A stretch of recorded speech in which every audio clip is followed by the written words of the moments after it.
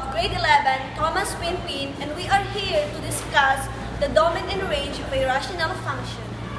The objectives of this lesson is first identify how the domain and range of a rational function is found, and find the domain of a rational function.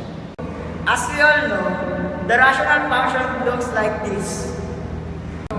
F of x is equals to p of x over q of x, where p of x and q of x have no common factors, and q of x should be not equal to 0 because it will be undefined.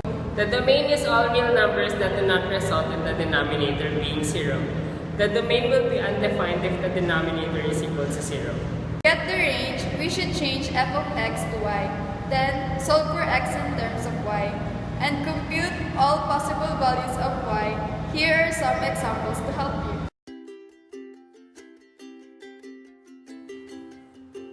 Let us find the domain and range of the function of x equals 1 over x. The function is undefined if x is equal to 0. Therefore, x should not be equal to 0.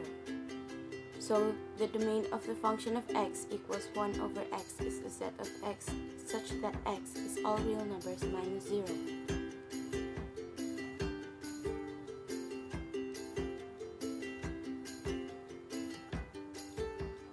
It can also be read and written as x such that x is equal to all real numbers but is not equal to 0. To get the range, we replace f of x with y, then solve for x. From the new function, we can get all the permissible values of y. Therefore, the range is all real numbers except 0. The range of the function of x equals 1 over x is the set of y such that y is all real numbers minus 0. It can also be read and written as y such that y is equal to all real numbers but not equal to 0.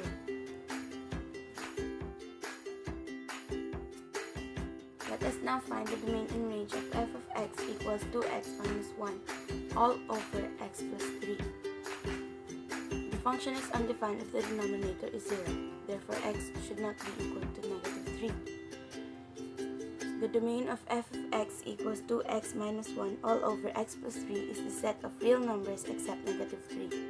The domain of the function is the set of all x's that are elements of real numbers such that x is not equal to negative 3, or the set of x such that x is an element of real numbers minus negative 3.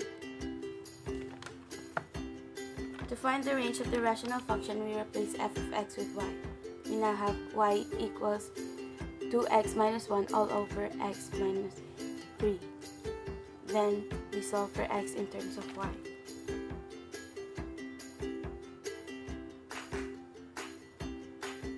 The range of the function is the set of all y's that are elements of real numbers such that y is not equal to 2, or the set of y such that y is an element of real numbers minus 2.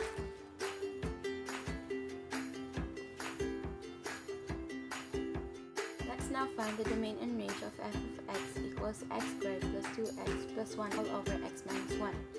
The function will be undefined if the denominator is 1. So the domain of the function is the set of all x's that are elements of real numbers such that x is not equal to 1, or the set of x such that x is not an element of real numbers minus 1.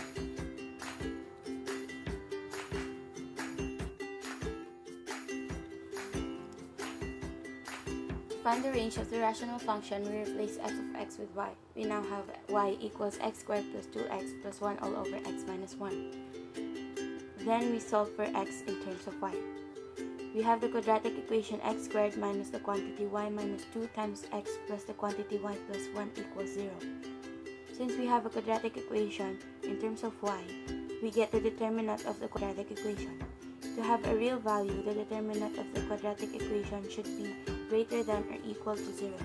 The formula for the determinant is b squared minus 4ac.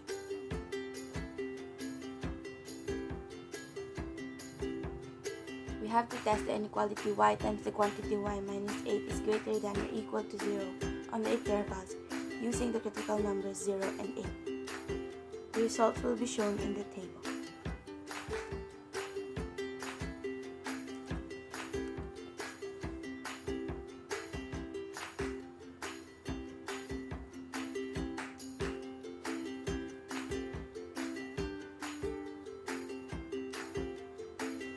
inequality y times the quantity y minus 8 is greater than or equal to 0 is always true in the closed interval negative infinity to 0 and closed interval 8 to positive infinity.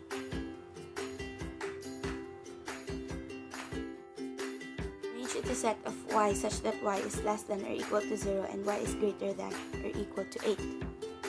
Summarize: to find the domain of a rational function, we set the denominator so that it is not equal to 0.